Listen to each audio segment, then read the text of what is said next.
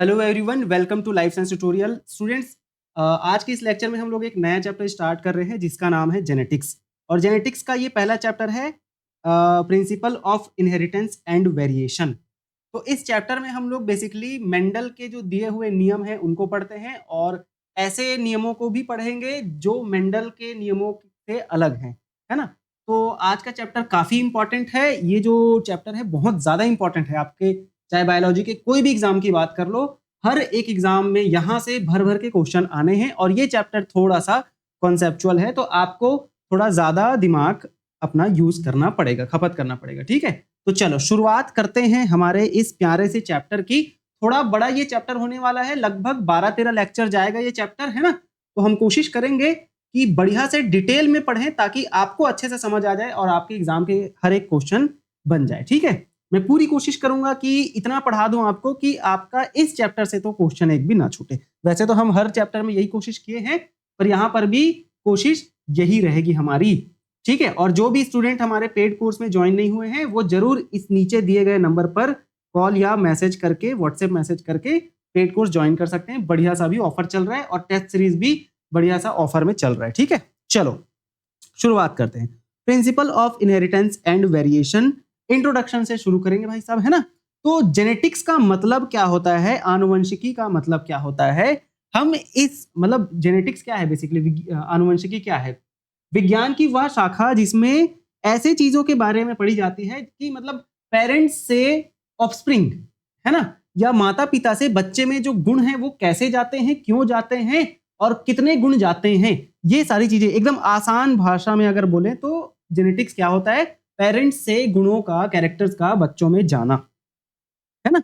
मतलब कि collectively study करते हैं हम हेरिडिटी तथा वेरिएशन का। मतलब कि भाई पेरेंट्स से बच्चों में जो गुण जा रहे हैं यही हेरिडिटी होता है, और जिस प्रोसेस के थ्रू जा रहा है इसे कहा जाता है इनहेरिटेंस, है ना। लेकिन वेरिएशन एक और वर्ड आता है। वेरिएशन का मतलब क्या होता है कि पेरेंट्स से बच्चों में जो गुण आ रहा है उसकी वजह से बच्चों में कुछ विभिन्नताएं होती है ना। मतलब भाई ठीक है, पेरेंट्स के गुण बच्चों में जा रहे हैं तो बच्चे एकदम पेरेंट्स की तरह ही तो नहीं है, थोड़ा बहुत तो डिफरेंस है ना।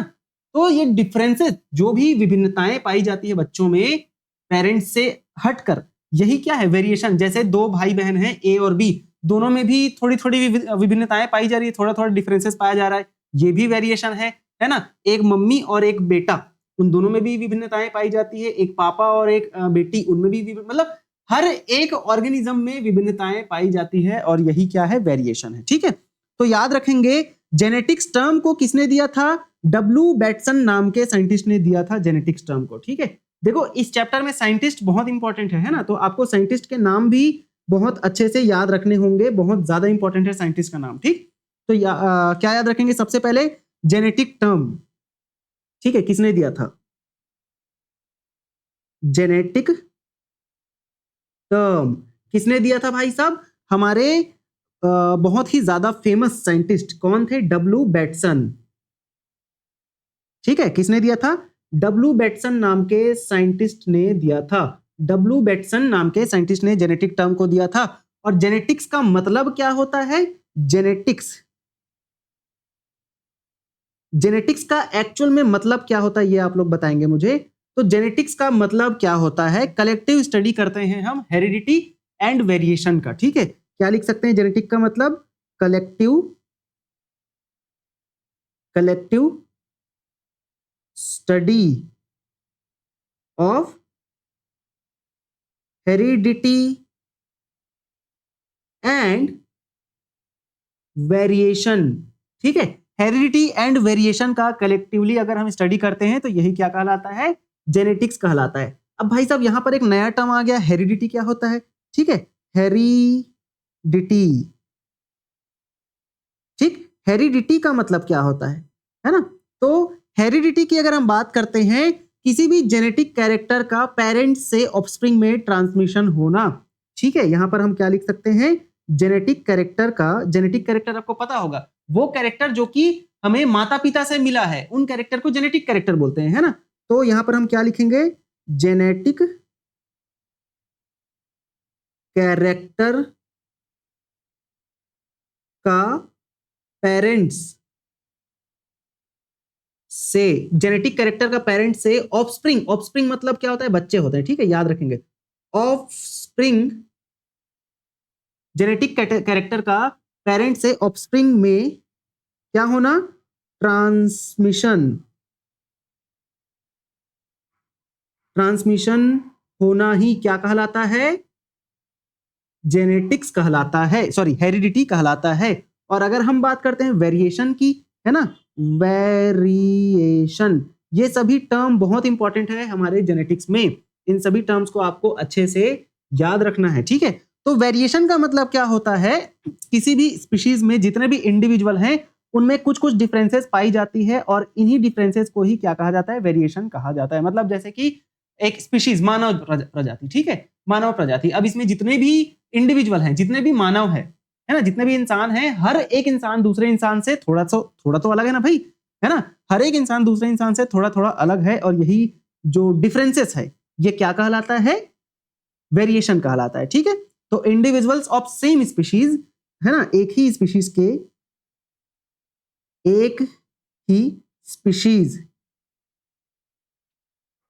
के इंडिविजुअल में पाई जाने वाली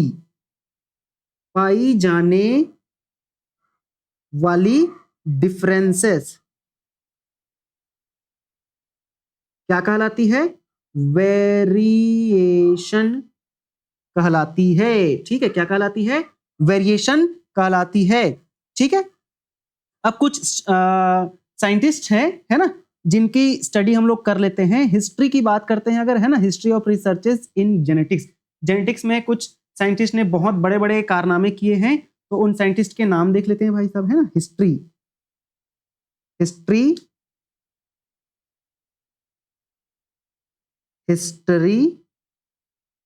ऑफ जेनेटिक्स, ठीक, history of researches in genetics लिखते हैं इसको, ठीक है,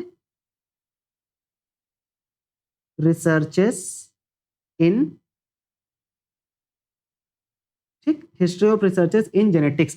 तो जेनेटिक्स में क्या क्या रिसर्च हुए हैं, कौन कौन रिसर्च किए हैं, इसकी बात करते हैं। सबसे पहले आता है G.J. Mendel, Gregor John Mendel, ठीक है, बहुत ही महान व्यक्ति थे, बहुत ही खतरनाक व्यक्ति, है ना, G.J. मेंडल, ठीक, G.J. मेंडल, ठीक भाई साहब, ये तो मतलब खतरनाक व्यक्ति थे, G.J. मेंडल। तो G.J. मेंडल को हम लोग जेनेटिक्स के पिता के नाम से, जनक के नाम से जानते हैं, आनुवंशिकी के जनक या फादर ऑफ जेनेटिक्स, ठीक है, आनुवंशिकी के जनक के नाम से हम लोग जानते हैं G.J. मेंडल को, ग्रेगर जॉन मेंडल को। डब्ल्यू बेटसन की अगर हम बात करते हैं, डब्ल्यू बेटसन, अगर हम डब्ल्यू बेटसन की बात करते हैं, तो डब्ल्यू बेटसन नाम के हमारे भाई साहब जो है, इनको कहा जाता है आधुनिक आनुवंशिकी का जनक, ठीक है, या father of modern genetics, father of modern genetics, ठीक है, आधुनिक आनुवंशिकी के जनक कहते हैं इनको। अब फिर अगला साइंटिस्ट आ जाता है हमारा भाई साहब, कौन, मॉर्गन चाचा, मॉर्गन, ये मॉर्गन कौन है भाई साहब, मॉर्गन बड़े प्रसिद्ध ये भी वैज्ञानिक रहे, है ना, इनकी अगर हम बात करते हैं तो इन्हें कहा जाता है एक्सपेरिमेंटल जेनेटिक्स, है ना, प्रायोगिक आनुवंशिकता के जनक कहा जाता है, किसको, मॉर्गन को, फादर ऑफ एक्सपेरिमेंटल जेनेटिक्स, ठीक, फादर ऑफ एक्सपेरिमेंटल जेनेटिक्स कहा जाता है इनको, क्या कहा जाता है, फादर ऑफ एक्सपेरिमेंटल जेनेटिक्स कहा जाता है। और इन्होंने एक्सपेरिमेंट किस पर किया, ड्रोसोफिला पर किया, ठीक है, इन्होंने एक्सपेरिमेंट किस पर किया भाई साहब, ड्रोसोफिला पर एक्सपेरी, ये पेन मेरा गड़बड़ा गया है पता है, मैं दूसरे पेन से लिख रहा था, इस वाले पेन से लिख, तभी तो मैं बोल रहा हूँ कैसे अजीब अजीब राइटिंग बन रहा है, ठीक है, कोई दिक्कत नहीं है, है ना। फादर फादर हाँ, इन्होंने किस पर एक्सपेरिमेंट किया? अरे ये भी गड़बड़ है। इन्होंने एक्सपेरिमेंट किया, ये वाला पेन था हमारा, ठीक है। इन्होंने एक्सपेरिमेंट किया, किस पर किया? इन्होंने एक्सपेरिमेंट किस पर किया?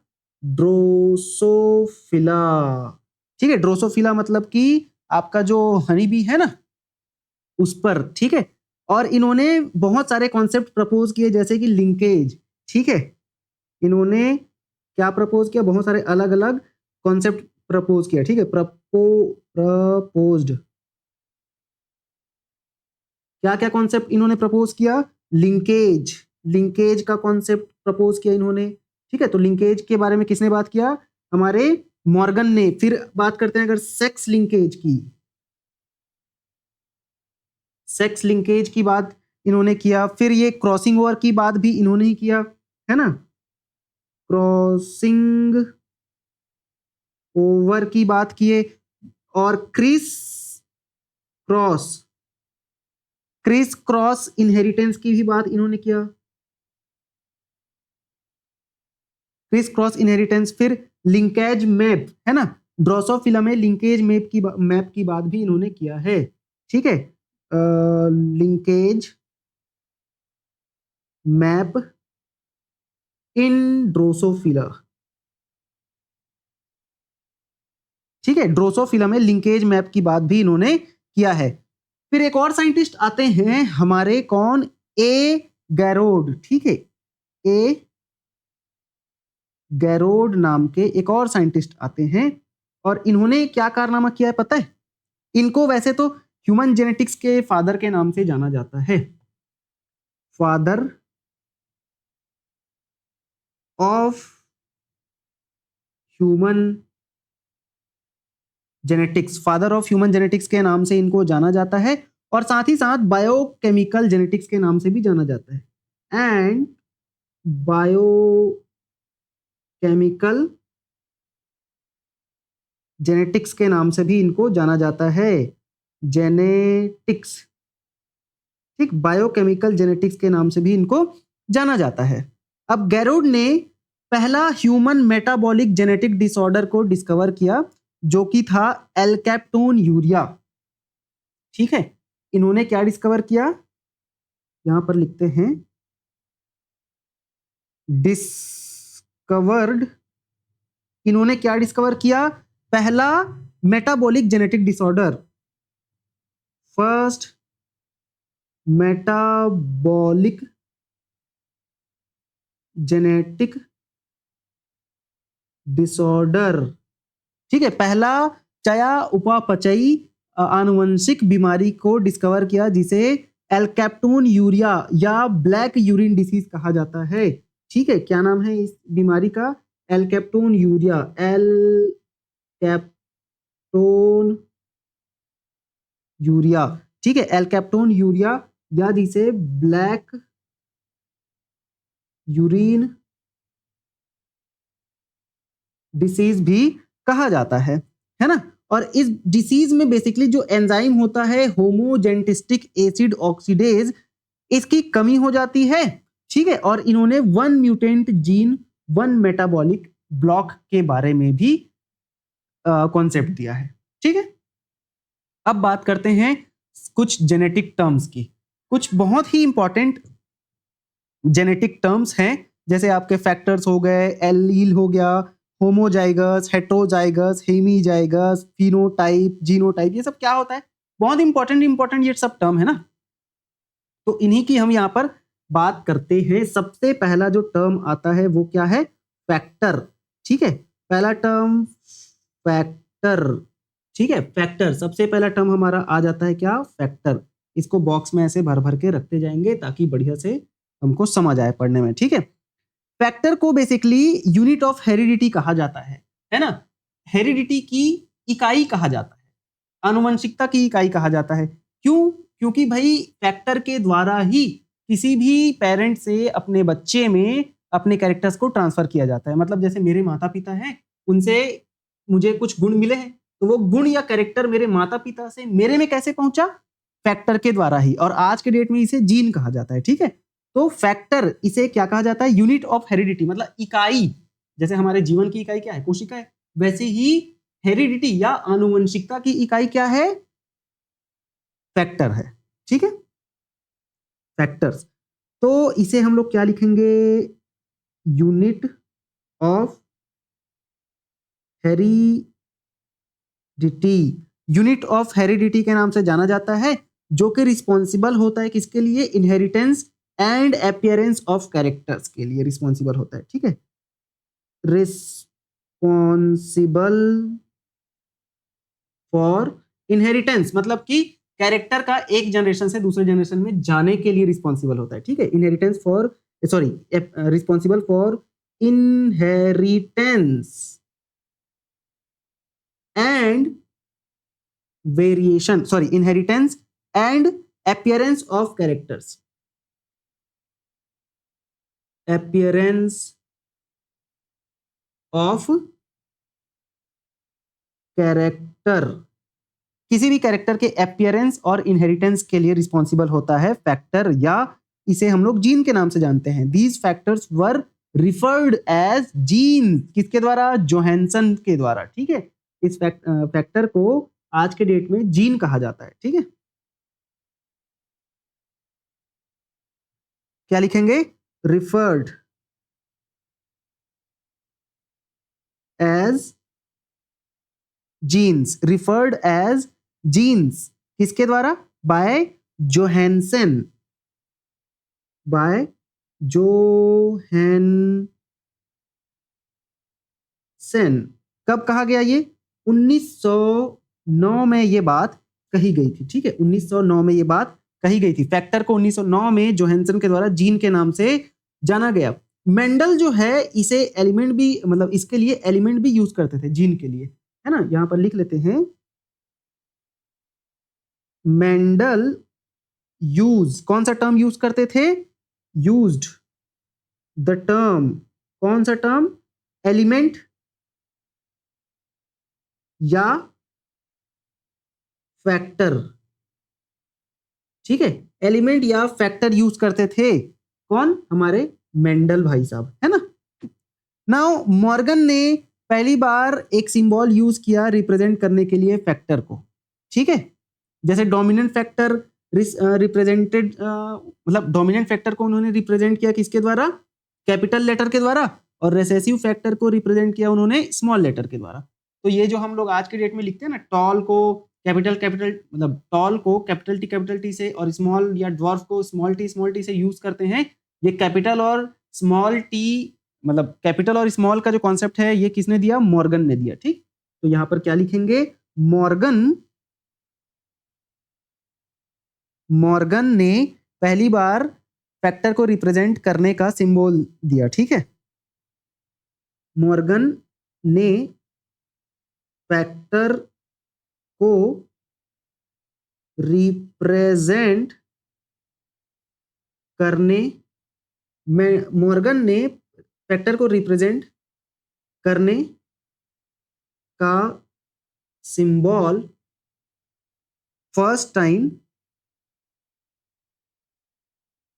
यूज किए, पहली बार यूज किए। ठीक है, जैसे कि डोमिनेंट कैरेक्टर के लिए इन्होंने क्या यूज किया?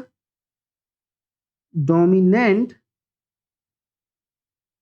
कैरेक्टर, डोमिनेंट कैरेक्टर के लिए इन्होंने क्या यूज किया? Capital letter. अभी देखेंगे, सब चीज समझ आ जाएगा आपको, है ना। डोमिनेंट कैरेक्टर, डोमिनेंट मतलब प्रभावी गुण। ठीक है, डोमिनेंट कैरेक्टर के लिए इन्होंने क्या यूज किया? प्रभावी गुण के लिए कैपिटल लेटर का यूज किया। और रेसेसिव या ग्राही, ठीक है, रेसेसिव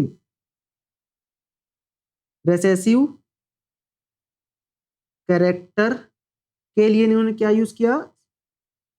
स्मॉल लेटर। ठीक है, रेसेसिव कैरेक्टर के लिए इन्होंने स्मॉल लेटर का यूज किया। अब ये तो रहा हमारा पहला टर्मिनोलॉजी। दूसरा आता है, अगर हम बात करते हैं दूसरे टर्म की या टर्मिनोलॉजी की, तो दूसरा टर्मिनोलॉजी है हमारा दूसरा एलिल। ठीक है, ये सब टर्म आपने सुना होगा और जानते भी हैं लेकिन भूल जाते हैं हर बार, क्योंकि ये काफ़ी इंपॉर्टेंट टर्म्स है। हमारे जेनेटिक्स चैप्टर को स्टार्ट करने से पहले ये टर्म के बारे में आपको जानकारी होना चाहिए। तो एलील जो है बेसिकली अल्टरनेटिव फॉर्म होता है जीन का, जो कि सेम पोजीशन पर, सेम लोकस पर किसी भी होमोलॉगस क्रोमोसोम में प्रेजेंट रहते हैं। ठीक है, तो ये अल्टरनेटिव फॉर्म होते हैं जीन के। जीन के अल्टरनेटिव फॉर्म, जीन के अल्टरनेटिव फॉर्म जो कहां पर रहते हैं, किसी भी होमोलॉगस, किसी भी होमोलॉगस क्रोमोसोम है ना, किसी भी होमोलॉगस क्रोमोसोम में सेम लोकेशन, ठीक है, सेम लोकेशन,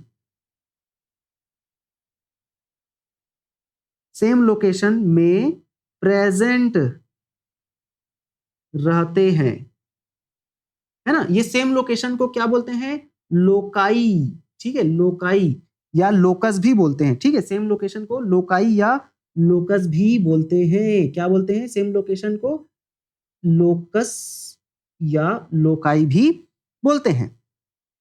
ठीक है, नाउ एलील टर्म जो है पहली बार बेटसन के द्वारा दिया गया था, इस बात को भी ध्यान रखेंगे, इंपॉर्टेंट पॉइंट है ना। एलील टर्म फर्स्ट टाइम किसने दिया, हमारे बेटसन नाम के साइंटिस्ट ने दिया था। ठीक है, एलील टर्म को पहली बार किसने दिया था, बेटसन नाम के साइंटिस्ट ने दिया था। ठीक है, अब जैसे कि अगर आपको मैं बताना चाहूं, जैसे कि एक क्रोमोसोम मैंने यहां पर बना देता हूं, है ना, एक क्रोमोसोम कौन सा यूज करें, चलो ये यूज कर लेते हैं।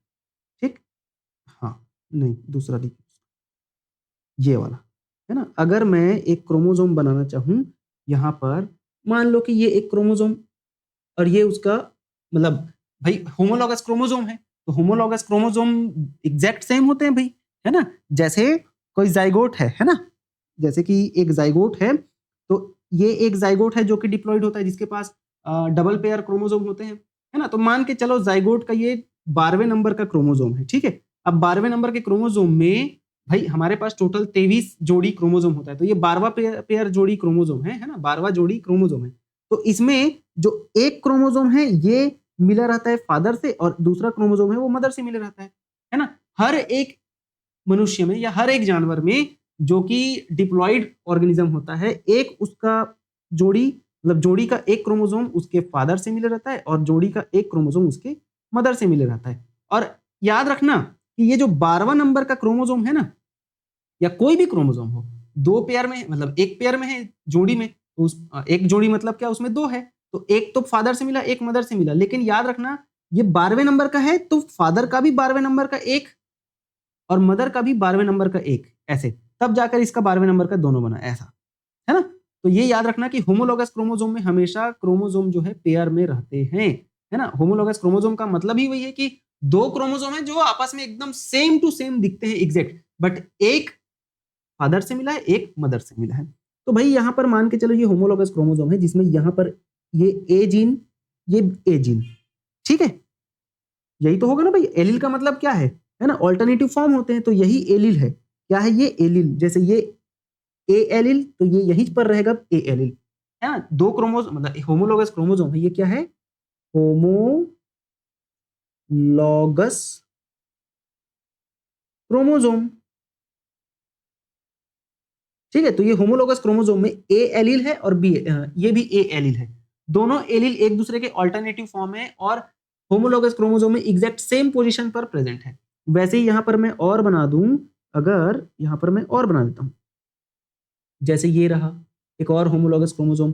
अब इसमें अगर हम बात करते हैं, इसमें यहां पर ये एक रहा कलर, है ना, ये रहा एक, ये रहा दो, तो ये मान के चलो ये कैपिटल ए है, सॉरी कैपिटल ए नहीं बनाते, एक बार तो बना चुके हैं, है ना। मान लो कि ये है कैपिटल टी है, तो ये भी कैपिटल टी ही होगा, है ना। तभी तो एलील कहलाएगा ना। ऑल्टरनेटिव फॉर्म होता है एलील, मतलब क्या, ऑल्टरनेटिव फॉर्म है जीन के। जैसे कि मान के चलो ये ए जीन है, दोनों जीन है और दोनों एक दूसरे के ऑल्टरनेटिव है और होमोलोगस क्रोमोसोम में सेम लोकस पर प्रेजेंट है, तो इसी को ही तो क्या बोलते हैं, एलील बोलते हैं। ठीक है, चलो अब हम लोग आगे बढ़ जाते हैं। एलील तो हो गया, टर्म किसने दिया, बैटसन ने। अब तीसरा आता है होमोजाइगस। ठीक है, तीसरा क्या आ जाता है हमारा, होमोजाइगस। तीसरा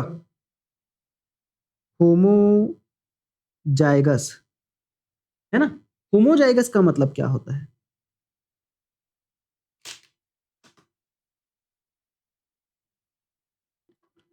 होमोजाइगस का मतलब क्या होता है, एक जाइगोट दो अलग अलग गैमिट से मिलकर बनता है ना। एक युग्मनज जो है अलग अलग युग्मक से मिलकर बनता है ना। तो अगर वो गैमिट, दो अलग अलग गैमिट जो है सेम आइडेंटिकल फैक्टर्स कैरी करते हैं, तो उनको हम क्या बोलेंगे, मतलब उस दोनों गैमिट से मिलकर जो जाइगोट बनेगा उसको क्या बोलते हैं, होमोजाइगोट बोलते हैं, है ना। और इस प्रकार का जो ऑर्गेनिज्म बनेगा, इस जाइगोट से जो ऑर्गेनिज्म बनेगा, इसे हम क्या बोलेंगे, होमोजाइगस बोलेंगे। ठीक है, तो जैसे मैं यहाँ पर एग्जांपल के लिए बना रहा हूँ, एक गैमिट कैपिटल टी और एक गैमिट और कैपिटल टी। ठीक है, इन दोनों के मिलन से क्या बन रहा है, कैपिटल टी कैपिटल टी। ये क्या बना, ये सेम गैमिट है ना भाई, सेम प्रकार के गैमिट हैं और इन दोनों के मिलने से एक जाइगोट बना, तो ये जो जाइगोट बना इसे हम लोग बोलेंगे होमोजाइगोट। और इसके बाद इस जाइगोट से जब ऑर्गेनिज्म बनेगा तो उस ऑर्गेनिज्म को हम लोग क्या बोलेंगे, होमोजाइगस ऑर्गेनिज्म बोलेंगे। ठीक है, तो यहां पर हम क्या लिख सकते हैं कि जाइगोट जो है दो गैमिट से मतलब दो गैमिट के फ्यूजन से बनते हैं। ठीक है, अजाइगोट, यहां पर हम क्या लिखेंगे, ध्यान से आप लोग भी अपना नोट्स बनाते जाओ बढ़िया। एक जाइगोट जो है, a zygote is formed by fusion of, है ना, a zygote is formed by fusion of two different types of, two different, sorry different नहीं, होमोजाइगस की बात हो रही है ना, तो two identical factors formed of two, a zygote is formed fusion of, sorry, a zygote is formed by fusion of two same gamete, ठीक है, same gamete having identical, having identical factors, having identical factors is called homozygote. Homozygote having identical factors is called homozygote, and organism, है ना, organism developed from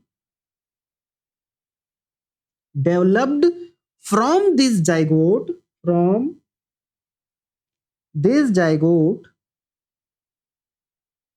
from this zygote is called, है ना, from this zygote is called homozygous। ठीक है, homozygous,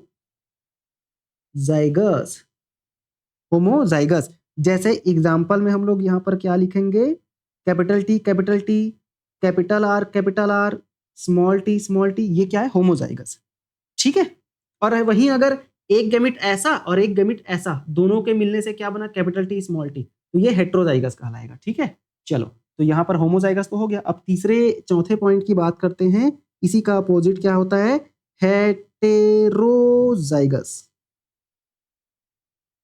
ठीक है, heterozygous की बात करते हैं। ठीक, हेट्रोजाइगस, देखो हेट्रोजाइगस, अब यहां पर भी वही लिखेंगे सेम चीज, fusion of two different types of gamete. क्या लिखेंगे, fusion of two different types of gametes, है ना, fusion of two different types of gametes. और यहां पर ये जो अलग अलग गैमिट है ना, दो अलग अलग टाइप्स के गैमिट जो कि अलग अलग फैक्टर्स को कैरी करते हैं, कैरिंग टू सॉरी डिफरेंट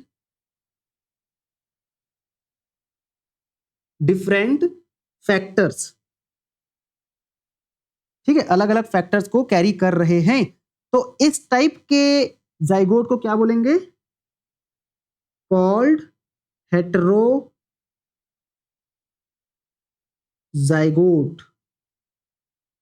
है ना।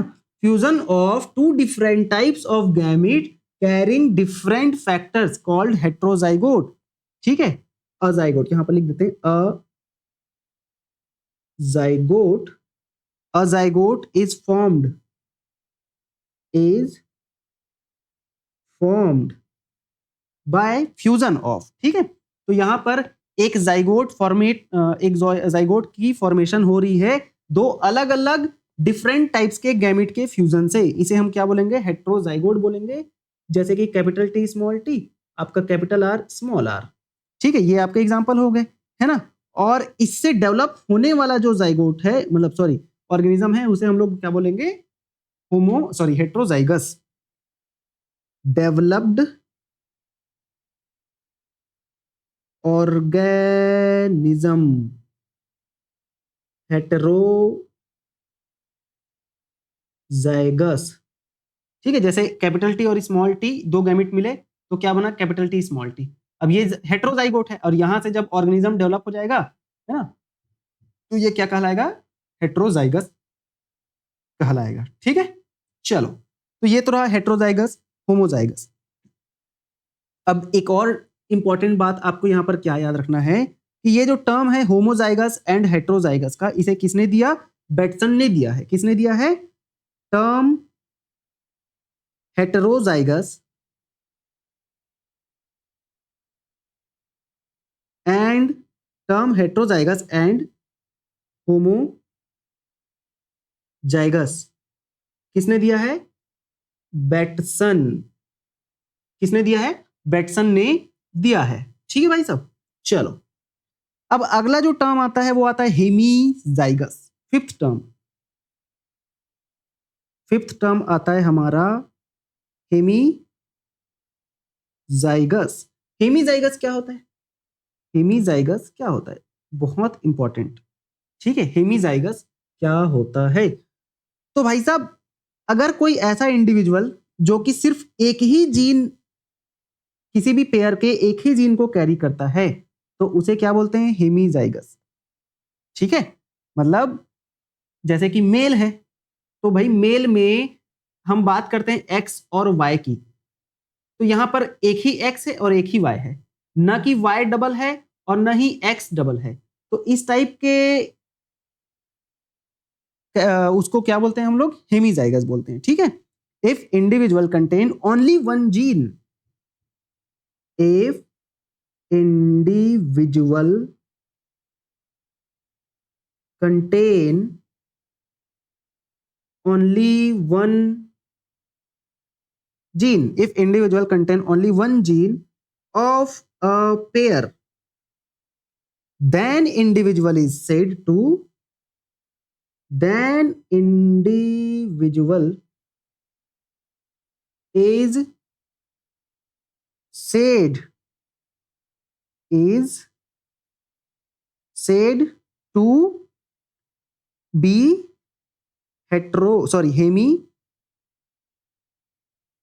हेमीजाइगस, ठीक है, hemizygous.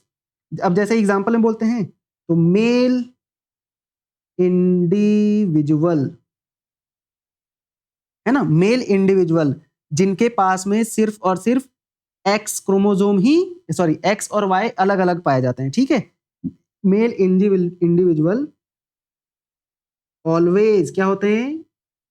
Hemizygous for sex chromosome,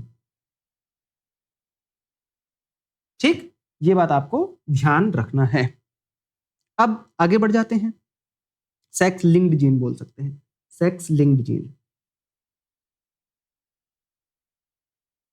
ठीक। सेक्स लिंक्ड जीन, भाई क्यों ऐसा पता है? क्योंकि अगर मेल के पास एक्स वाई है, अब एक्स वाले से लिंक्ड जीन है तो अकेला ही तो है ना, वाई वाले से लिंक्ड जीन है तो अकेला ही तो है ना। तो इसीलिए एक ही पेयर, मतलब पेयर का सिर्फ एक ही जीन रहेगा उनके पास, डबल जीन नहीं रहेगा, है ना। अब आता है फिनोटाइप क्या होता है। फिनोटाइप बहुत आसान है ये तो, है ना। फिनोटाइप मतलब होता है क्या, कौन सा नंबर आएगा, छठवां नंबर। फिनोटाइप, फिनोटाइप का मतलब क्या होता है, बाहरी दिखावट। जैसे कि मेरा स्किन कलर, है ना, किसी का हेयर कलर, किसी का आई कलर, ये सब हम बाहर से देख पा रहे हैं ना, और पहचान पा रहे हैं। अच्छा, किसी की हाइट, चने के मतलब मटर के बीज का कलर कैसा है, मटर के पॉड का कलर कैसा है, उसके छिलके का कलर कैसा है, ये सब हम देख के बता पा रहे हैं ना। तो यही क्या कहलाता है, फिनोटाइप कहलाता है। मतलब किसी भी ऑर्गेनिज्म का कोई भी ऐसा कैरेक्टर या गुण जिसको हम लोग बाहर से देख के बता पाते हैं, ये क्या कहलाता है, फिनोटाइप कहलाता है। ठीक है, तो यहां पर हम लोग इसके लिए क्या लिखेंगे, external and morphological appearance, external and morpho, अच्छा sorry sorry sorry sorry, external, external and morphological appearance,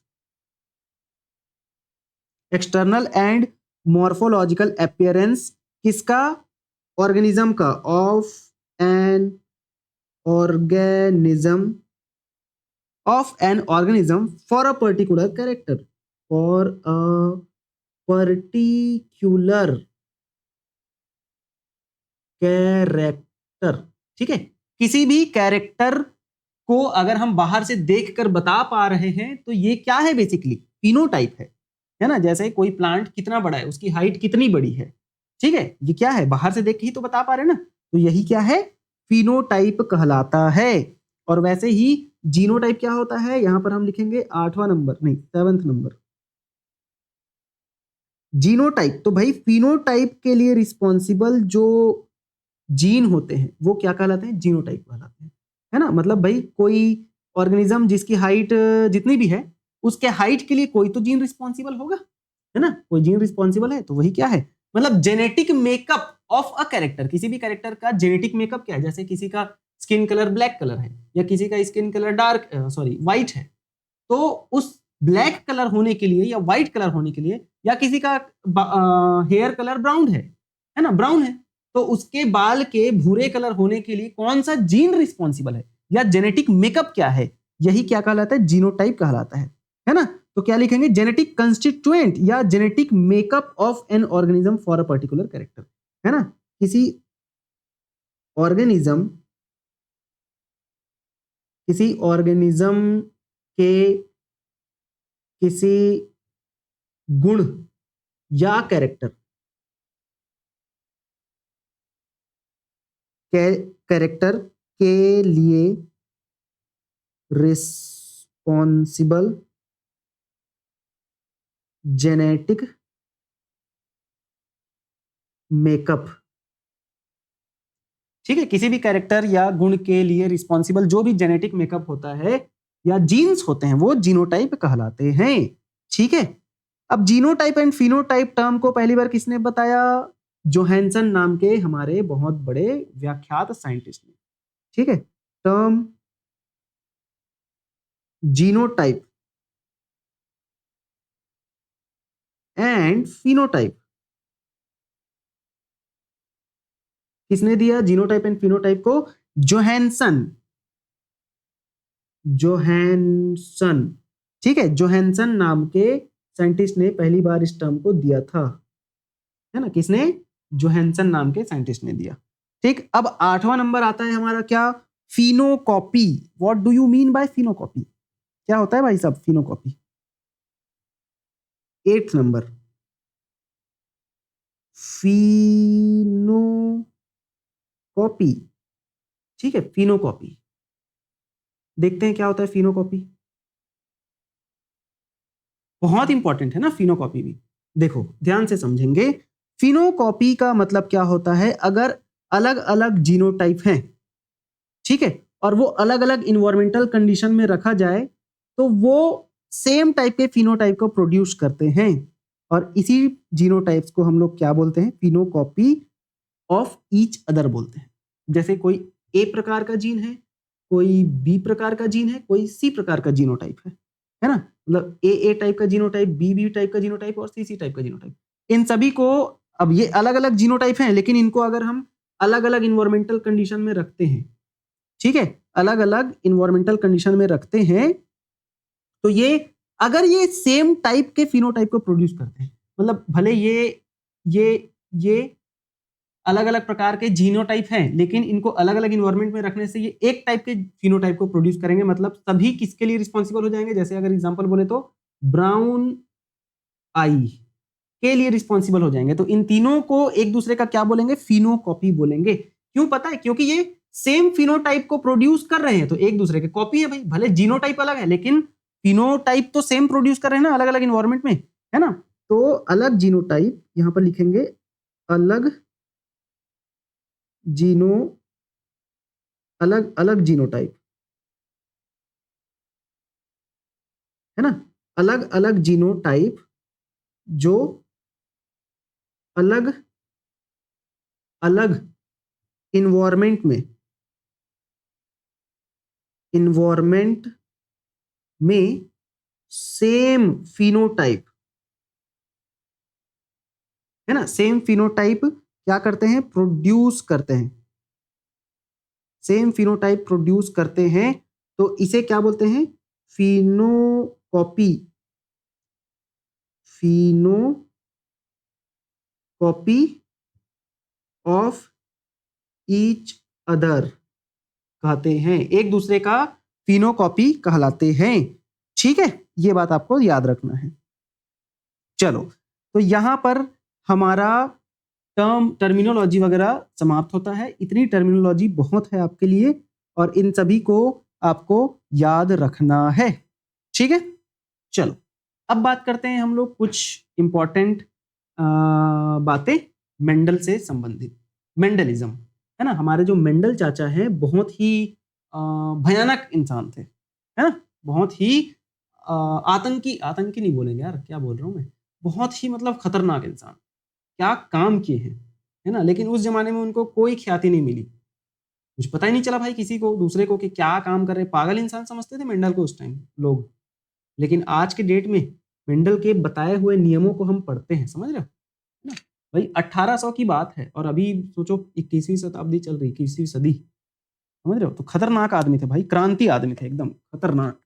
तो उनके कुछ रिसर्चेस हैं जिनको हम यहाँ पर पढ़ते हैं। चलो बहुत ध्यान से आप लोग समझेंगे, बहुत इंपॉर्टेंट उनका रिसर्च रहा है। देखो मेंडलिज्म क्या होता है, मेंडलिज्म बड़े ध्यान से देखेंगे। ग्रेगर जॉन मेंडल 1822 से 1884 तक रहे इस दुनिया में, और मेंडल का जन्म 22 जुलाई 1822 को कहां पर हुआ था? हेंजेनडॉर्फ, है ना? हेंजेनडॉर्फ ऑस्ट्रेलिया के सिलेसिया विलेज में हुआ था। ठीक है, तो ये कहां हुआ था ये इंपॉर्टेंट नहीं है, उनका जन्म कब हुआ था ये इंपॉर्टेंट हो सकता है। उन्होंने ब्रून सिटी ऑस्ट्रेलिया के कहां पर पढ़ाई किया? ऑगस्टिन मोनेस्ट्री में एक मॉन्क के रूप में काम किया, पढ़ाई नहीं, मॉन्क के रूप में काम किया। ठीक है, कहां पर? ऑगस्टिनियन मोनेस्ट्री में, ठीक है, मॉन्क के तौर पर काम किया था। ये भी इंपॉर्टेंट नहीं है। अब 1856-57 में उन्होंने पी प्लांट, ये इंपॉर्टेंट है, पाइथम सटाइवम, ये तिरछा रहेगा ना, इटैलिक्स में रहेगा, पर अपने प्रयोग शुरू किए, और 1863 तक, 19th सेंचुरी तक वो क्या करते गए? काम करते रहे, है ना? अब उनके प्रयोगों के परिणाम 1865 में एक साइंस जर्नल नेचर फॉर स्केंडर वेरेन में प्रकाशित हुआ। ठीक है, साइंस जर्नल में उनका क्या काम प्रकाशित हुआ? ठीक है, ये इंपॉर्टेंट है आपका। कौन सा जर्नल था? नेचर फॉर स्केंडर विरेन। ठीक है, शेंडर विरेन बोल सकते हैं इसे, है ना? इसमें प्रकाशित हुआ उनका काम कब? 1965 में। इसमें मेंडल का रिसर्च पेपर कौन सा? एक्सपेरिमेंट इन प्लांट हाइब्रिडाइजेशन छपा। मेंडल का जो रिसर्च पेपर था उसका नाम क्या था? एक्सपेरिमेंट इन प्लांट हाइब्रिडाइजेशन था। लेकिन मेंडल को कोई पहचान नहीं मिली, लोग उनके काम को समझ नहीं पाए। बिल्कुल भाई, उस समय ना ही इंटरनेट था, है ना, इतना डेवलप्ड था, ना ही किसी के पास फोन है, कुछ नहीं था उस समय, है ना? संचार का कोई साधन ही नहीं था इतना ज्यादा, मेंडल जो भी काम कर रहे थे वो ठीक है, इंटरनेट में मतलब इंटरनेट रहा होगा उस टाइम, ठीक है, लेकिन ठीक है चलो जर्नल में पब्लिश तो हो गया।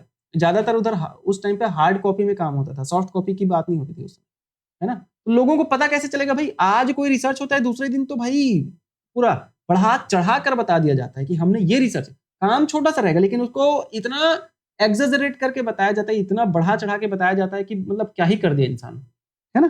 तो आज के डेट में तो वायरल होना बहुत आसान है, लेकिन पहले इतना नहीं था ना, ठीक है। तो उन्होंने काम कारनामे तो खतरनाक किए मेंडल ने, लेकिन उनको ख्याति बहुत कम मिली क्योंकि लोगों को पता नहीं चल पाया, ठीक है। 1884 में उनकी मृत्यु हो गई और उन्हें क्रेडिट नहीं मिला, ठीक है भाई साहब, है ना। अब नहीं मिला तो क्या कर सकते हैं, लेकिन आज के डेट में क्रेडिट मिलता है, बट ठीक है अब वो तो चले गए, है ना। Now rediscovery of Mendelism, Mendel के की पुनः खोज, है ना, मेंडलिज्म की पुनः खोज। मेंडलिज्म मतलब क्या, मेंडल के द्वारा जो नियम दिए गए हैं उन सभी को मेंडलिज्म कहते हैं। मेंडल के द्वारा जो भी बातें कही गई है उन सबको एक साथ कलेक्टिवली हम क्या बोलते हैं, मेंडलिज्म बोल देते हैं, ठीक है। क्या बोलते हैं, मेंडलिज्म बोलते हैं। चलो अब मेंडल की मृत्यु 16 साल बाद 1900 में उनके पोस्टुलेट या सिद्धांत फिर से खोजे गए। अच्छा सॉरी, मेंडल की मृत्यु के 16 साल बाद, है ना। मेंडल की मृत्यु कब हुई थी, 1884 में, और उनके मृत्यु के 16 साल बाद उनके सिद्धांतों या पोस्टुलेट को फिर से खोजे गया। और यह डिस्कवरी जो है 3 साइंटिस्ट ने इंडिपेंडेंटली खोजा। पहला साइंटिस्ट क्या है, कार्ल कॉरेंस, जर्मनी के हैं और इन्होंने मेज पर एक्सपेरिमेंट किया। दूसरा साइंटिस्ट ह्यूगो ड्यू वरीज, ये हॉलैंड से हैं और इन्होंने किस पर काम किया, इवनिंग प्रिमरोज, ठीक है। उन्होंने मेंडल के परिणाम 1901 में फ्लोरा मैगजीन में रीपब्लिश किया, ठीक है। मेंडल के परिणाम को उन्होंने फ्लोरा नाम के मैगजीन में फिर से रीपब्लिश किया। किन्होंने, ह्यूगो डी व्रीज ने, और ये कहाँ के हैं, हॉलैंड के हैं, और इन्होंने इवनिंग प्रिमरोज पर एक्सपेरिमेंट करा था। फिर आता है एरिक वॉन शेमार्क, ठीक है, एरिक वॉन शेमार्क सिस्नेग, ये ऑस्ट्रेलिया से हैं और इन्होंने एक्सपेरिमेंट किस पर किया, अलग अलग फ्लावरिंग प्लांट पर किया था, और रीडिस्कवरी का क्रेडिट इन्हीं तीनों वैज्ञानिकों को जाता है, ठीक। थ्योरी है, कोई बहुत याद रखने वाली चीजें नहीं है, साइंटिस्ट का नाम बिल्कुल याद रखोगे, पूछ दिया जा सकता है, ठीक है। Carl Correns, Hugo de Vries and Erich von Tschermak, ये तीनों साइंटिस्ट मेंडल के कामों को रीडिस्कवरी करके बताए, ठीक है। चलो अब हम लोग आगे बात कर लेते हैं भाई साहब फिर से, ठीक है। Correns gave 2 laws of mendelism. अब मेंडलिज्म के 2 लॉ जो है, पहला आता है लॉ ऑफ सेग्रीगेशन और दूसरा आता है लॉ ऑफ इंडिपेंडेंट असॉर्टमेंट। तो कॉरेंस ने इन दोनों लॉ को दिया, अलगाव का नियम और स्वतंत्र वर्गीकरण का नियम, ठीक है। और मेंडल के एक्सपेरिमेंट 34 साल तक छुपे रहे थे, समझ रहे हो, मेंडल का जो एक्सपेरिमेंट, क्योंकि मेंडल ने एक्सपेरिमेंट कब करा था, उन 1856-57 से लेकर 1863 तक इन्होंने एक्सपेरिमेंट करा, और 1865 में इनका बुक मतलब उनका जो काम है वो पब्लिश हुआ जर्नल में, है ना। तो भाई 1865 के बाद 1900 के दौरान इनके खोज को मतलब इनके कामों को रिडिस्कवर किया गया। तो लगभग 35 सालों तक इनका जो काम था ना वो छुपा रहा, ठीक। अब बात करते हैं क्यों मेंडल को रिकॉग्निशन मिला, मतलब 1900 के दौरान तक रिकॉग्निशन नहीं मिला था, है ना। 1865 से 1900 तक क्यों पहचान नहीं मिली थी मेंडल को, है ना। Why Mendel's work remained unrecognized till 1900? क्यों भाई, तो सिंपल सी बात है, इंटरनेट वगैरह की असुविधा थी, है ना। देखो ध्यान से, फर्स्टली पहला चरण क्या था, उस समय कम्युनिकेशन या संचार इतना आसान नहीं था, इसलिए उनका वर्क वाइडली रिपब्लिश नहीं हो पाया। बिल्कुल मैंने जैसे कि बताया, उस समय ना ही कोई इंटरनेट था ना ही कुछ और था, मतलब एकदम डेवलप नहीं था ना चीजें। आज तो भाई कुछ भी हुआ रील में डालो वायरल हो जाएगा, एकदम शॉर्ट्स में डाल दो वायरल हो जाएगा, है ना। तो आज एकदम आसान है सब चीज, लेकिन उस समय कुछ भी आसान नहीं था ये सब चीज, है ना, मतलब संचार के साधन नहीं थे, इसीलिए।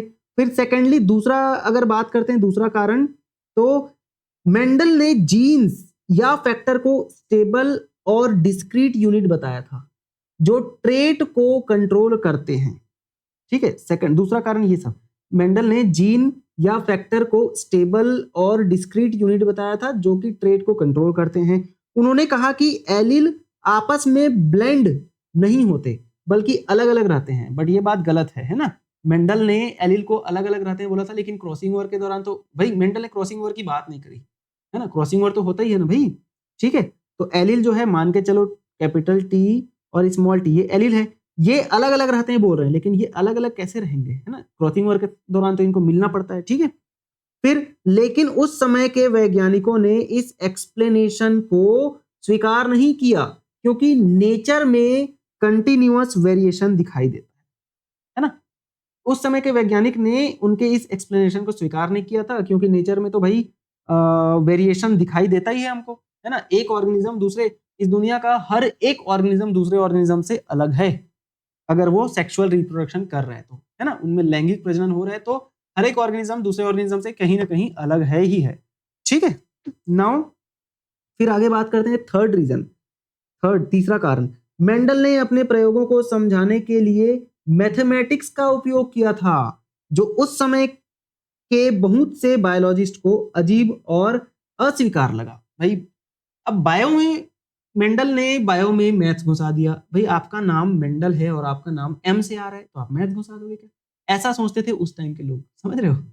खैर जोक्स अपार्ट, मेंडल बायोलॉजी को समझाने के लिए मैथ्स का सहारा लिए थे, बट उस टाइम के बायोलॉजिस्ट को, उस टाइम के क्या आज के बायोलॉजिस्ट को भी समझ नहीं आता है भाई साहब, हम तो बायोलॉजिस्ट नहीं है, हम तो बायोलॉजी के स्टूडेंट हैं, है ना, और हमको तो मैथ समझ आने से न रहा है। साइंटिस्ट को आजकल लेकिन आता है बिल्कुल, है ना, आज का जो साइंटिस्ट है उसको मैथ्स वैथ आना बहुत जरूरी है, क्योंकि बिना मैथ्स के तो क्या है आजकल पॉसिबल, है ना। तो ये चीज है, उस समय के बायोलॉजिस्ट को लेकिन मैथ्स नहीं आता था, इसलिए ज्यादा स्वीकार नहीं कर पाए उन लोग, ठीक है, इसलिए भी पॉपुलैरिटी नहीं मिली। फाइनली अंत में क्या हुआ कि मेंडल ने फैक्टर या जीन को डिस्क्रीट यूनिट तो बताया, लेकिन उनके अस्तित्व को कोई फिजिकल प्रूफ नहीं दे पाए कि वे किससे बने हैं। मतलब इन्होंने जीन के बारे में बोला जरूर, लेकिन उन्होंने ये नहीं बताया कि जीन आखिर बने किससे होते हैं, है ना। उन्होंने ये तो बता दिया कि भाई कुछ तो ऐसा है जीन या फैक्टर जो पेरेंट्स से बच्चों में कैरेक्टर को लेके जाता है, लेकिन वो बना किस चीज से है, वो जीन जो है बना किस चीज से है, इस चीज को बता ही नहीं पाए, ठीक है।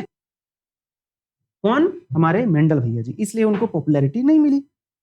अब यहां पर लिखा है, इस तरह मेंडल के काम को असली पहचान उनकी मृत्यु के बाद 1900 में रिडिस्कवरी के जरिए मिली, ठीक है भाई, मेंडल के काम को ना 1900 के बाद लोगों के द्वारा पहचाना गया, खतरनाक है भाई साहब, है ना, इतना काम किए वो। लेकिन अब आज की डेट में हम लोग क्या करते हैं पता है, अपने फायदे का सोचते हैं कि भाई मेरे को रिजल्ट मिलेगा तभी तो मैं काम करूंगा ना, सब्र नहीं होता।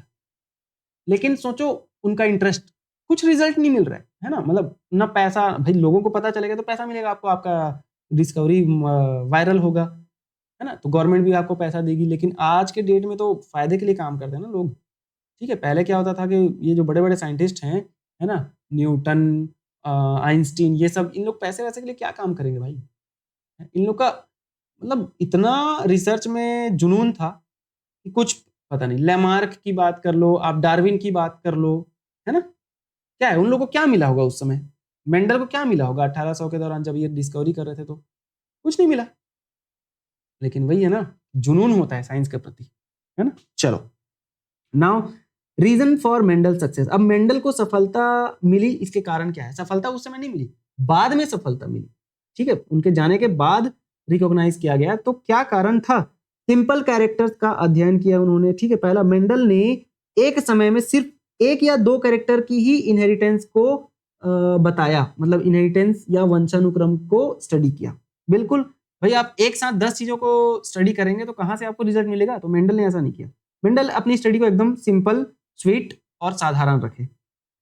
उनके पहले के वैज्ञानिकों जैसे कि क्या लिखा है, कॉलरिटर, ठीक है, टोबैको प्लांट में इन्होंने क्या किया था, रिसर्च किया था। फिर आपका जॉन गॉस एंड नाइट, इन्होंने पी प्लांट पर क्या किया था, रिसर्च किया था। तो एक साथ बहुत सारे कैरेक्टर को स्टडी करते थे ये जब सब साइंटिस्ट, लेकिन मेंडल ने ऐसा नहीं किया। मेंडल क्या किया पता है, मैं एक बार में एक या दो ही कैरेक्टर को स्टडी करूंगा, एक साथ 10 कैरेक्टर को स्टडी नहीं करूंगा, ठीक।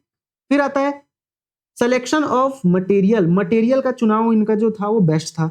गार्डन पी प्लांट जो था, पाइसम सटाइवम जिसे हम बोलते हैं, स्टडी के लिए बहुत उपयुक्त था, क्योंकि इसमें बहुत सारे अलग अलग फायदे थे। जैसे कि पी प्लांट एनुअल प्लांट है, पी प्लांट जो है एनुअल प्लांट, मतलब कि उसकी लाइफ भले ही छोटी होती है ना, इनका जो लाइफ है वो 2 से 3 मंथ का होता है, लेकिन एनुअल प्लांट मतलब आप किसी भी समय उगाओ उग जाएगा। कुछ कुछ ऐसे प्लांट होते हैं जैसे मैंगो, भाई सीजनल प्लांट है मैंगो, ठीक है, सीजन में ही फलता है।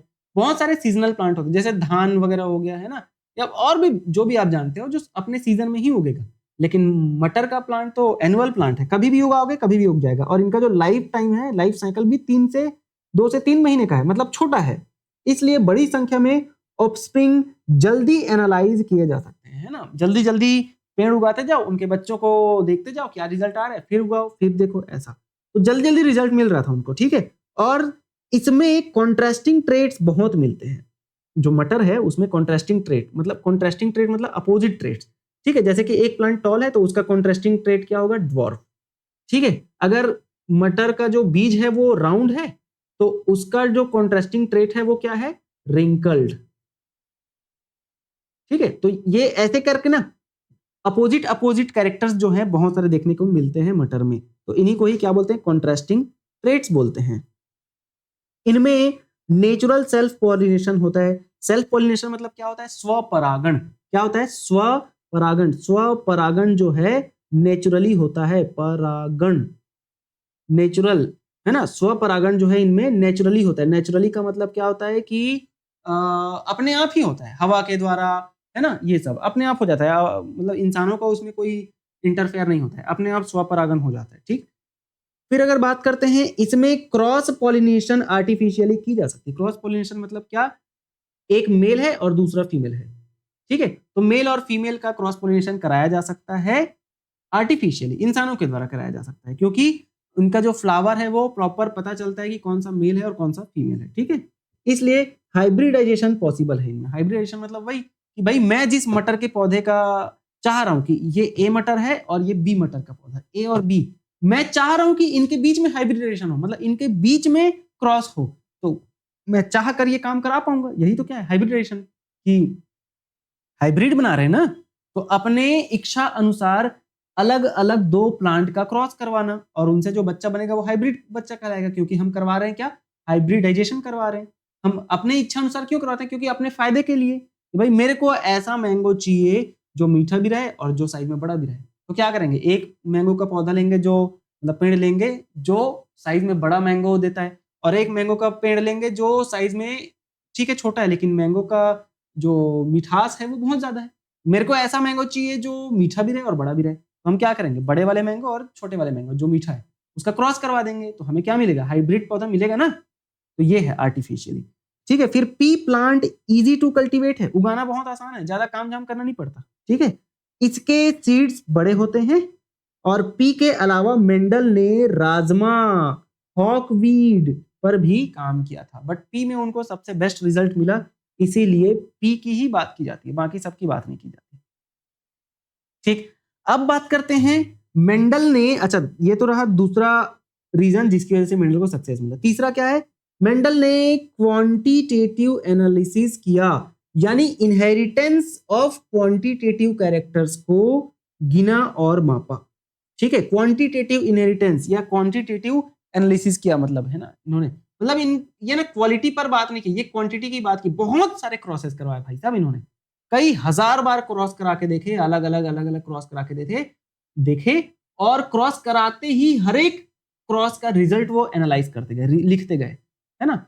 बेसिकली बोला ना कि मेंडल ने मैथ्स का यूज किया बायो में, तो उनसे रिजल्ट बहुत अच्छा मिला। डाटा बनाते गए कि भाई एक बार ए और बी का क्रॉस कराया था, अगले बार बी और सी का क्रॉस कराऊंगा, फिर अगले बार सी और डी का क्रॉस कराऊंगा, ऐसा समझ रहे हो। तो ये पूरा क्या है, क्रॉस पॉलिनेशन है, ठीक। नाउ मेंडल ने स्टैटिस्टिकल रिकॉर्ड्स, सांख्यिकी रिकॉर्ड्स भी मेंटेन किए, बिल्कुल उनको जो जो रिजल्ट मिलते गया उसको वो प्रॉपर लिखते गए और एनालाइज करते गए, ठीक है।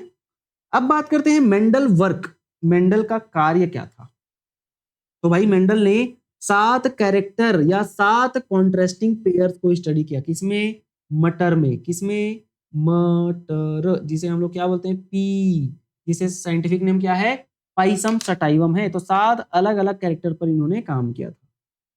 तो भाई जैसा कि अभी मैंने कुछ देर पहले ही बताया था, है ना, कि कॉन्ट्रास्टिंग कैरेक्टर्स या कॉन्ट्रास्टिंग पेयर्स का मतलब क्या होता है, अपोजिट कैरेक्टर, क्या होता है, अपोजिट अपोजिट कैरेक्टर होता है। क्या होता है अपोजिट कैरेक्टर? जैसे कि अगर कोई प्लांट टॉल है तो उसका अपोजिट क्या? ड्वार्फ, है ना?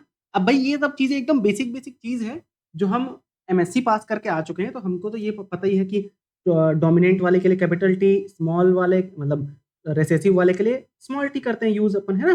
प्रभावी और शायद रेसेसिव को क्या बोलते हैं, है ना? तो वो अब देखो यहाँ पर उन्होंने मटर के 7 कैरेक्टर को लिया और सातों के सातों कैरेक्टर के दो दो पेयर्स थे, कॉन्ट्रास्टिंग ट्रेट्स जिनको बोलते हैं, है ना? दो दो अलग अलग पेयर्स थे। जैसे कि पहला अगर हम बात करते हैं लेंथ ऑफ प्लांट की, है ना? लेंथ ऑफ प्लांट की बात करते हैं तो भाई पौधे की लंबाई टॉल था और ड्वार्फ था। अब जब वो क्रॉस कराए ना तो उनको 787 टॉल मिले और 277 ड्वार्फ मिले। अब ये नंबर याद नहीं रखना है अपने को ये याद रखना है कि ज्यादा कौन मिल रहा है। तो टॉल वाले ज्यादा मिल रहे हैं, ड्वार्फ वाले कम मिल रहे हैं, मतलब टॉल वाला डोमिनेंट है। फिर फ्लावर के पोजीशन या फूल की स्थिति की बात करें तो एक्सियल और टर्मिनल। एक्सियल मतलब जो ऐसे जैसे मैं फ्लावर बनाता हूँ यहाँ पर ऐसे, है ना? तो मतलब एक पेड़ पौधा, तो भाई ये पौधा है जिसमें साइड साइड में जो फूल लगेंगे ये एक्सियल कहलाते हैं, है ना? ऐसे साइड साइड में। लेकिन ये बीचों बीच ऐसे टर्मिनल एकदम टॉप में जो फूल लगता है उसको बोलते हैं टर्मिनल। तो फ्लावर का जो पोजीशन है वो एक्सियल डोमिनेंट था और टर्मिनल कम दिख रहे थे, इसका मतलब टर्मिनल क्या था? रिसेसिव। फिर अगर हम बात करते हैं शेप ऑफ पॉड की, है ना? जैसे मटर का पॉड क्या कैसे होता है, ये ऐसे मटर और ये मटर का पॉड, तो यही पॉड है, शेप ऑफ पॉड, है ना? ये ऐसे, और इसके अंदर फिर मटर ऐसे ऐसे रहता है ना, तो ये पॉड है। ये क्या है? ये पॉड है। तो पॉड का शेप भी दो प्रकार का है, एक क्या है? इन्फ्लेटेड। इन्फ्लेटेड मतलब ऐसा, और कॉन्स्ट्रिक्टेड मतलब ऐसा ऐसा, ये ऐसा। तो इन्फ्लेटेड वाला ज्यादा था, इसका मतलब इन्फ्लेटेड क्या है? डोमिनेंट, और कॉन्स्ट्रिक्टेड क्या है? रिसेसिव है ना? फिर अगर बात करते हैं कलर ऑफ पॉड की, अभी जो ये पॉड बनाया उसमें ग्रीन कलर ज्यादा आया, येलो कलर कम आया, इसका मतलब ग्रीन डोमिनेंट था, येलो रिसेसिव था, ठीक? फिर बात करते हैं अगर हम बीज का आकार, शेप ऑफ सीड की बात करते हैं तो राउंड, एक राउंड होगा और एक क्या होगा? रिंकल्ड, है ना? फिर कलर ऑफ कॉटिलेडन मतलब कि बीज पत्र का रंग, जो सीड का जो कलर है ना? सीड का कलर, सीड में बीज में क्या रहता है? वो रहता है ना कॉटिलेडन, तो उसी के कलर की बात की जा रही। तो एक येलो था और एक रिंकल्ड था, है ना? या सॉरी ग्रीन था। तो येलो को अगर हम कैपिटल वाई से दर्शाएंगे तो ग्रीन को स्मॉल वाई ऐसे, ठीक है? फिर बात करते हैं कलर ऑफ फ्लावर की, तो फूल के कलर में वॉयलेट डोमिनेंट और वाइट रेसेसिव। ये पूरा 7 कैरेक्टर, अब ये पूरा क्या है? 7 कैरेक्टर और ये उनके कॉन्ट्रास्टिंग पेयर्स। समझ आया? ठीक है, तो ये हमारे मेंडल चाचा ने ऐसा किया था। अब आगे बात करते हैं हम लोग कुछ स्पेशल पॉइंट्स जो आपको ध्यान रखना है मेंडल से संबंधित। देखो, एस ब्लिक्स्ट ने, एस ब्लिक्स्ट नाम के एक साइंटिस्ट थे, इन्होंने कंक्लूड किया कि मेंडल द्वारा स्टडी किए गए जीन्स 4 पेयर ऑफ क्रोमोसोम पर लोकेटेड है ना? ये जो हमारे एस ब्लिक्स्ट नाम के साइंटिस्ट थे ना, इन्होंने कंक्लूड किया। अच्छा, यहाँ पर हम क्रोमोसोम का नंबर भी लिख सकते हैं, ठीक है? मैं यहाँ पर लिखवा देता हूँ एक सेकंड, कि भाई 4 अलग अलग क्रोमोसोम पर ये सारे इंक्लूड थे। अब जैसे अगर हम बात करें हमारे पहले लेंथ ऑफ प्लांट का जो जीन था वो किस पर था? क्रोमोसोम नंबर 4 पर था। फिर अगर हम बात करते हैं फ्लावर के पोजीशन की तो ये भी क्रोमोसोम नंबर 4 पर था। फिर शेप ऑफ पॉड की बात करते हैं तो ये क्रोमोसोम नंबर 4 पर था, है ना? फिर कलर ऑफ पॉड की बात करते हैं तो ये क्रोमोसोम नंबर हमारे 5th पर था, है ना? और शेप ऑफ सीड की बात करते हैं तो ये क्रोमोसोम नंबर 7th पर था। और अगर हम बात करते हैं कलर ऑफ कॉटिलेडन की तो ये था हमारे फर्स्ट क्रोमोसोम नंबर पर। और कलर ऑफ फ्लावर की बात करते हैं, ये भी हमारे फर्स्ट क्रोमोसोम नंबर पर था। तो ये क्रोमोसोम का नंबर भी आप याद रख सकते हैं, है ना? तो ये जो हमारे ब्लिक्स्ट नाम के जो साइंटिस्ट है उन्होंने कंक्लूड किया कि मेंडल द्वारा जो स्टडी किए गए जीन्स थे वो 4 पेयर ऑफ क्रोमोसोम पर थे, पहला, चौथा, पांचवा और सातवां, जो आप यहाँ पर देख सकते हैं, ठीक है? नाउ क्रोमोसोम फर्स्ट पर 2 जीन्स और क्रोमोसोम फोर्थ पर 3 जीन थे। ये देखो यहाँ पर क्रोमोसोम फर्स्ट पर ये वाला क्रोमोसोम फर्स्ट, ये वाला क्रोमोसोम फर्स्ट, फिर 4 पर 2 बोला है क्या? क्रोमोसोम, अच्छा हाँ ठीक है, क्रोमोसोम 4 पर 3 है, बिल्कुल ये रहा फर्स्ट, सेकंड और थर्ड, ये क्रोमोसोम 4 पर है ना? क्रोमोसोम फर्स्ट, अच्छा ये हो गया। ये जीन्स क्रोमोसोम पर एक दूसरे से दूर होते हैं प्लांट हाइट और पॉड शेप को छोड़कर। ठीक है, ये देखो प्लांट की हाइट कहाँ पर है, प्लांट की हाइट ये देखो लेंथ है ना, लेंथ प्लांट की हाइट और प्लांट का पॉड शेप, ठीक है, ये इन दोनों में ही क्रोमोसोम पास पास होते हैं, बाकी एक दूसरे से दूर होते हैं। ठीक है, जीन्स मतलब क्रोमोसोम पास पास नहीं होते, क्रोमोसोम के अंदर जीन पास पास होते हैं। ठीक ना, ये सब ना इतना इंपॉर्टेंट नहीं है वैसे, जो इंपॉर्टेंट रहेगा उसको मैं बताऊंगा कि आपको एग्जैक्टली एग्जाम के लिए याद क्या रखना है। ठीक है जी, चलो अगला पॉइंट क्या बोल रहा है, पी प्लांट में सीड कोट कलर और फ्लावर कलर एक ही जीन में रेगुलेटेड होते हैं। ठीक है, तो हमारा जो पी प्लांट है उसमें सीड कोट कलर और फ्लावर कलर एक ही जीन से रेगुलेटेड होते हैं। बिल्कुल देख लेते हैं, सीड का कोट कलर कौन सा है, सीड का कोट कलर ये देखो, ये रहा और ये रहा, ये दोनों एक ही क्रोमोसोम में तो है ना भाई, है ना, एक ही जीन में है। तो वही तो यहाँ पर लिखा गया है ना, सीड प्लांट में सीड कोट कलर और फ्लावर कलर एक ही जीन में रेगुलेटेड होते हैं, एक ही जीन से रेगुलेटेड होते हैं। कोई भी जीन जो एक से ज्यादा कैरेक्टर को कंट्रोल करता है उसे प्लियोट्रॉपिक जीन बोलते हैं। ठीक है, कोई एक ही जीन है, मान लेके चलो ए जीन, ए नाम का जीन, और ये एक कैरेक्टर दूसरे कैरेक्टर दोनों कैरेक्टर को कंट्रोल कर रहा है या तीसरे कैरेक्टर को भी कंट्रोल कर रहा है। तो एक जीन अगर बहुत सारे कैरेक्टर को कंट्रोल करता है तो उनको क्या बोलते हैं हम, प्लियोट्रॉपिक जीन बोलते हैं। मतलब कि एक ही जीन द्वारा अलग अलग कैरेक्टर कंट्रोल हो रहे हैं, प्लियोट्रॉपिक जीन, है ना। नाउ मेंडल ने रिंकल्ड सीड को डिस्क्राइब किया क्योंकि उनमें स्टार्च ब्रांचिंग एंजाइम एसबीई एब्सेंट होते हैं। ठीक है, मेंडल ने रिंकल्ड सीड को डिस्क्राइब किया, कैसे डिस्क्राइब किया कि भाई साहब ये जो रिंकल्ड सीड है ना उसमें स्टार्च ब्रांचिंग एंजाइम एसबीई एब्सेंट होते हैं। रिंकल्ड सीड में फ्री सुगर स्टार्च की जगह क्या बोला है, रिंकल्ड सीड में फ्री सुगर स्टार्च की जगह पर स्टोर होते हैं, बिल्कुल, है ना। तो ये बात आपको ध्यान में रखना है कि रिंकल्ड सीड्स में स्टार्च ब्रांचिंग एंजाइम एब्सेंट होते हैं। पूछा जाएगा स्टार्च ब्रांचिंग एंजाइम किस में एब्सेंट होता है, तो रिंकल्ड सीड में। ठीक है, अब यहां पर इस तरह मेंडल का जो काम है वो सक्सेसफुल रहा क्योंकि उन्होंने सही मटेरियल चुना, सिंपल तरीके से काम किया और रिकॉर्ड्स या स्टैटिस्टिक्स का यूज करते हुए पूरा अपना डाटा मेंटेन किया, है ना। अब भाई मेंडल ने कौन कौन से तकनीक अपनाए अपने एक्सपेरिमेंट में, तो सबसे बेसिक जो तकनीक है जो उन्होंने अपने एक्सपेरिमेंट में अपनाया था वो क्या था, देखते हैं, है ना। मेंडल ने हाइब्रिडाइजेशन संकरण के लिए इमेस्कुलेशन और बैगिंग की टेक्निक को विकसित की। ठीक है, इमेस्कुलेशन मतलब क्या होता है देखते हैं। Flower of P plant bisexual होते हैं, बिल्कुल, बाइसेक्सुअल मतलब क्या, जिसमें मेल और फीमेल, एक ही फूल में मेल और फीमेल दोनों पार्ट्स मौजूद होते हैं, एक ही फूल में मेल और फीमेल। ठीक है, जैसे मैं यहाँ पर एक फूल बनाता हूँ, है ना, ये रहा मान के चलो एक फूल। अब इसी फूल में येलो मेल पार्ट और येलो फीमेल पार्ट है, तो एक ही फूल में मेल और फीमेल पार्ट दोनों अगर उपस्थित हैं तो उसको बाइसेक्सुअल प्लांट बोलते हैं, ये आपको पता है। ठीक, नाउ अब भाई बाइसेक्सुअल प्लांट है तो हमको अगर करवाना है भाई कि मेरे को एक प्लांट ऐसा और दूसरा प्लांट ऐसा, इन दोनों का क्रॉस करवाना है, तो ये दोनों ऑलरेडी बाइसेक्सुअल प्लांट है तो उस केस में ये खुद से ही तो क्रॉस कर जाएगा ना, दोनों में मेल और फीमेल दोनों है, खुद से क्रॉस कर जाएंगे, ये भी खुद से क्रॉस कर जाएंगे, लेकिन मेरे को तो करवाना है इन दोनों का। तो उसके लिए मेरे को एक प्लांट को मेल बनाना पड़ेगा, एक फ्लावर को, और दूसरे फ्लावर को फीमेल बनाना पड़ेगा। तो यहीं पर ये कंडीशन आता है इमेस्कुलेशन का। इमेस्कुलेशन मतलब क्या होता है, एक ही फ्लावर को अगर मेल और फीमेल दोनों हैं तो एक फ्लावर का मेल हटा दिए, दूसरे फ्लावर का फीमेल हटा दिए। ठीक है, तो देखो इस मेथड में एक फ्लावर को मेल और दूसरे फ्लावर को फीमेल माना जाता है। कैसे किया जाता है, अच्छा हाँ, कैसे किया जाता है इमेस्कुलेशन।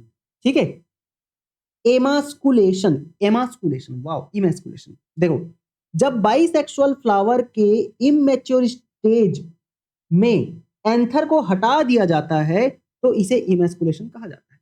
जैसे एक फ्लावर है और इसमें हमको पता है कि भाई साहब इसमें मेल भी है और इसमें फीमेल भी है। चलो ये लो, फीमेल भी है इसमें, है ना? इसमें मेल भी है और इसमें फीमेल भी है, ठीक है?